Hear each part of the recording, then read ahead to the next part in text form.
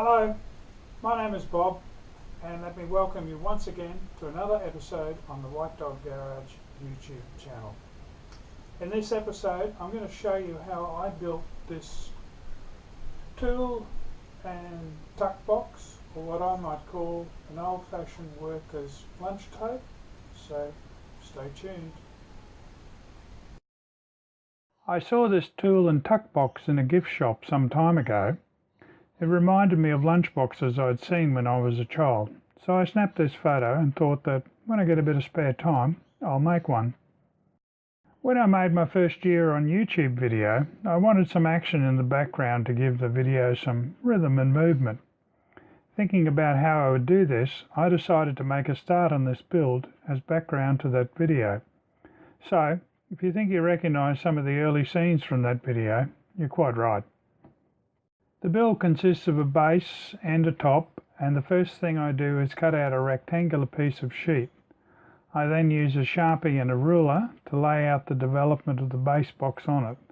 The final dimensions of the base will be 300mm long, 150mm wide, and 150mm tall, or 12 inches by 6 inches by 6 inches. I'm building the box out of some scrap metal that I've collected over the years. The material I'm using is 1mm thick zinc alum, which is what we call it here in Australia. It is in reality a zinc aluminium alloy coated sheet steel, probably available under various names worldwide. It comes in a dull grey colour, but sometime in its life this stuff was painted red. I start making the cuts with aviation snips, but with 1mm thick steel I soon tire of this and bring out the air shears to complete the job.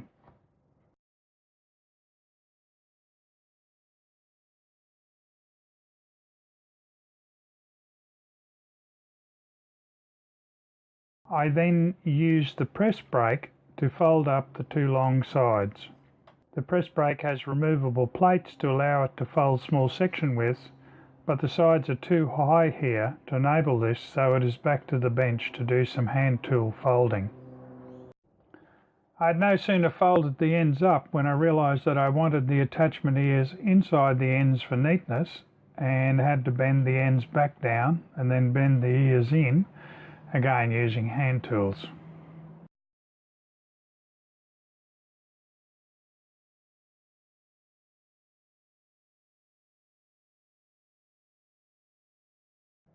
With the ears now inside the bends, I again fold the ends up and then drill and blind rivet the two ends to their respective ears to make the base box.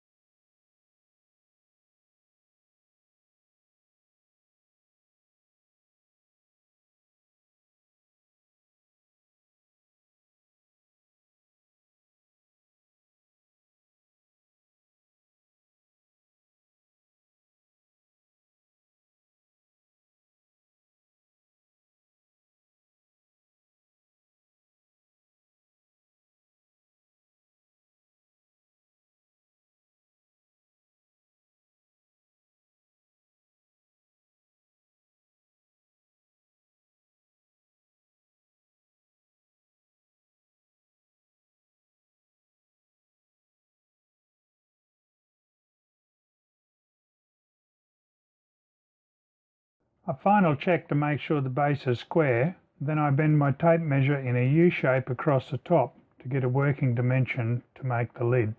Then, armed with another piece of scrap, I use the guillotine to cut out the lid section before using the rolls to form the curve for the lid.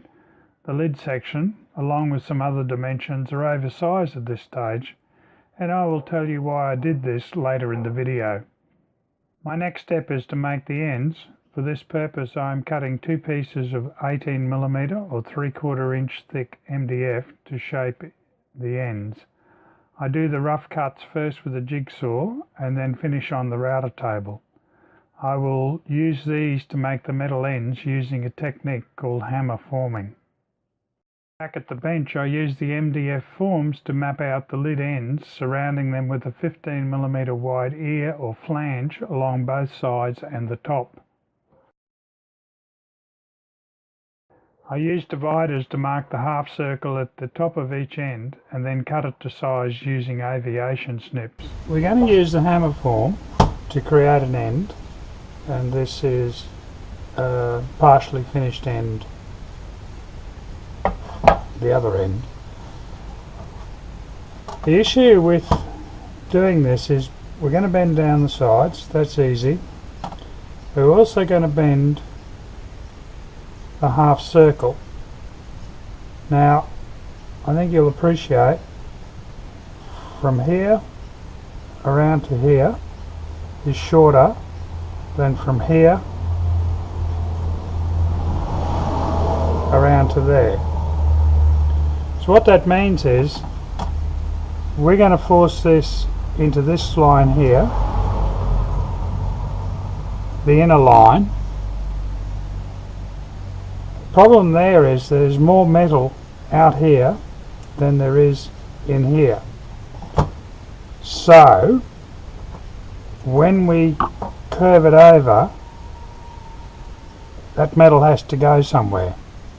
I then clamp the end between the two pieces of MDF and proceed to form the metal to the shape of the bottom one using a hammer, hence the technique name of hammerforming.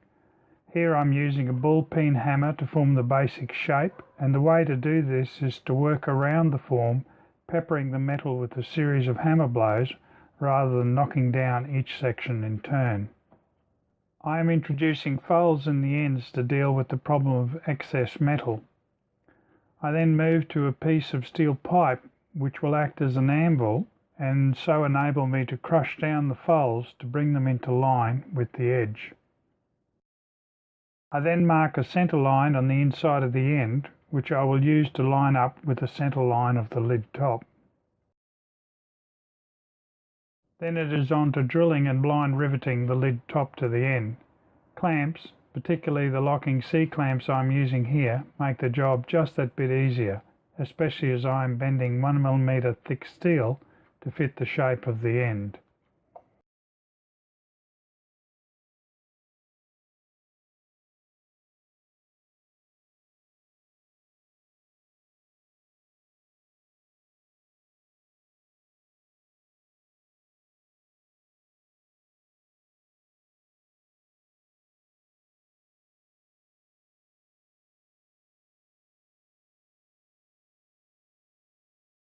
Okay, so this is a completed end from the hammer form, and I've put the other completed end on the lid. Quite a bit of a gap with the rolled edge around here, and I'm not the least bit happy with it. It's quite ugly in my opinion, so I'm going to unpick it and I'm going to make new ends.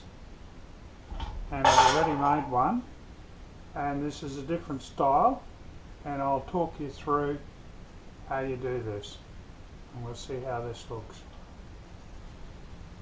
So this is what we're aiming for, and how we do this is we cut out a series of pie-shaped pieces of metal all the way around, and this is meant to make up the difference in the distance around the top with the distance around the bottom. Okay, so I've cut this sheet and I have already marked a 15mm lip all the way around. The finished width will be 150mm, and the diameter of this half circle here, the radius of this half circle here is 75mm, and the radius of this half circle is 90mm, a 15mm difference. The difference in distance from the inner half circle to the outer half circle can be calculated, and it's 47.1mm. I'm marking this out with a Sharpie or felt tip pen, which is going to introduce a little bit of an error in the measurements, but it'll be a whole lot easier for you to see. So what I've done here is I've got the bottom of the half circle, and then I've put in the 90-degree line, so we've got a right angle both sides, and we'll work off that reference. I have an engineering protractor here, and basically we will mark off, or use it to mark off our 20-degree increments. We'll start off with 20 degrees.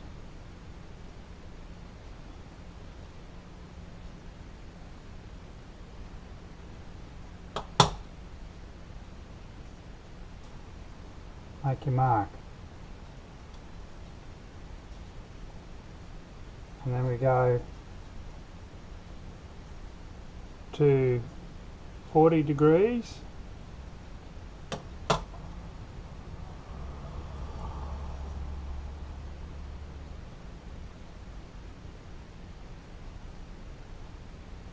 Make our mark.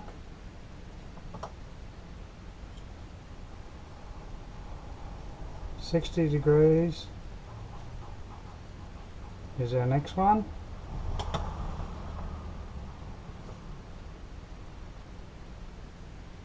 If you're wondering what I'm doing here, I have a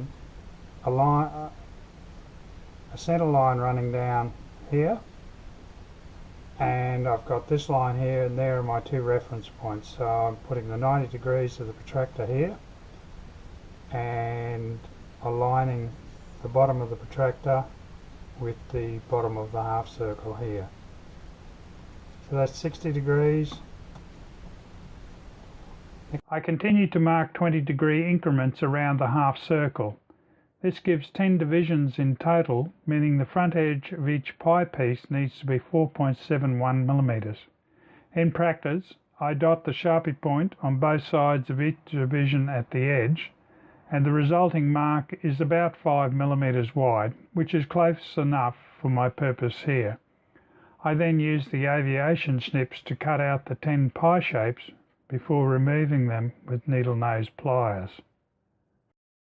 I then clamp the end between the two MDF formers, place this in the vise and use a hammer to bend the edge over.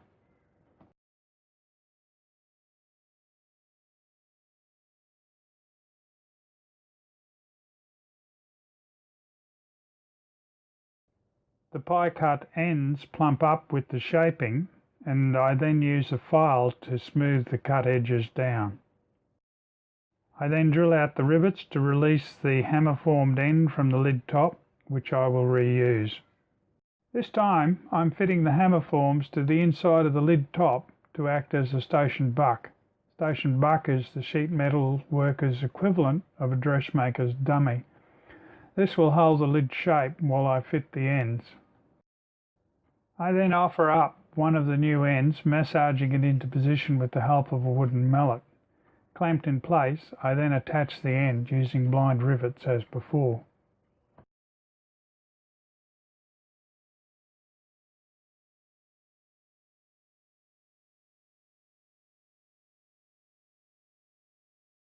I then repeat the process for the second end.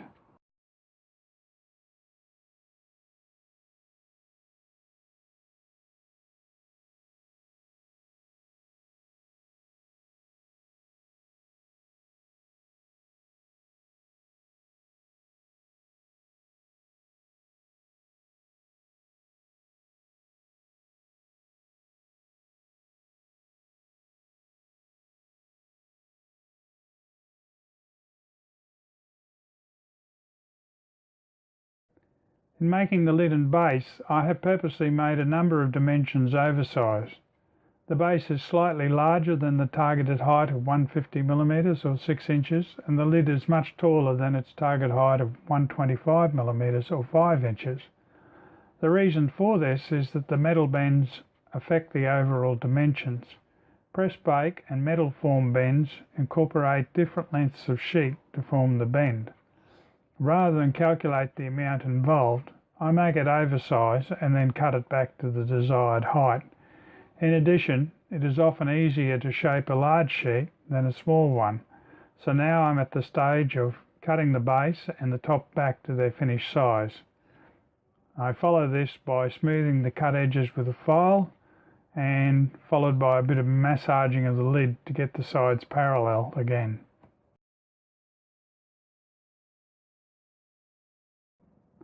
Having marked out a boundary line, here I am using an air-powered step beater to indent the top of the base box so that the lid fits neatly over it and clears it without scraping when it is opened.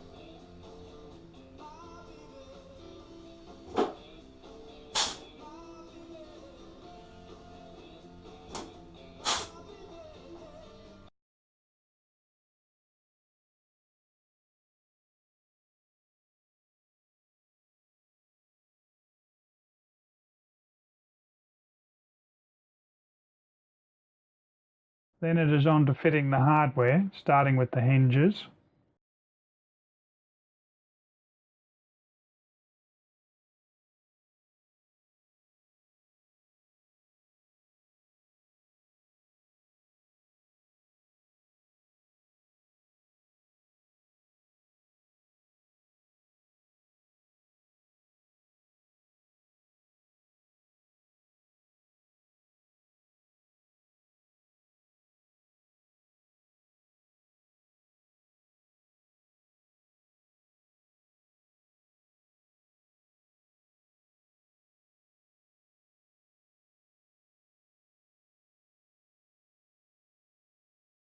Followed by the spring clips.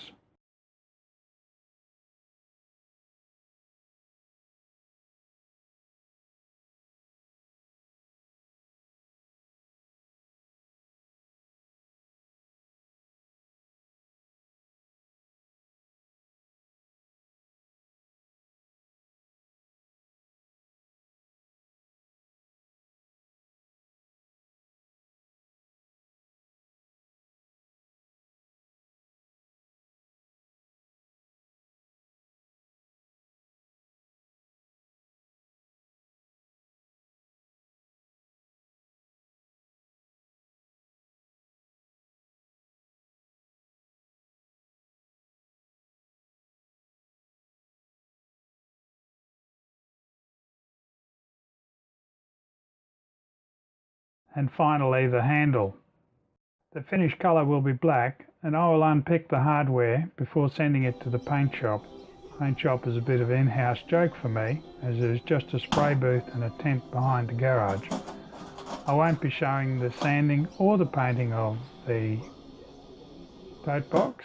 It is usually boring, and this video is already long enough.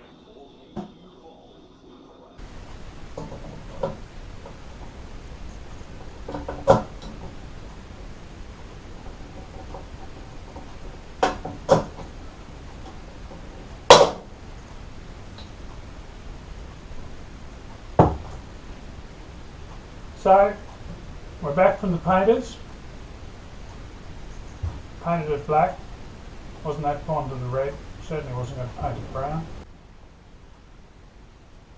I hope you enjoyed the video, and if you did, I would welcome a thumbs up, and by all means, share it amongst your friends, and even people who aren't your friends. This channel is about making, it's about maintaining, it's about fixing, it's about restoration projects. And if you like that sort of stuff and you haven't already subscribed, well, please subscribe. It's easy. Hit the bar down below. While you're there, don't forget to ding the bell so that you're reminded by YouTube whenever a new video comes out. Thank you once again.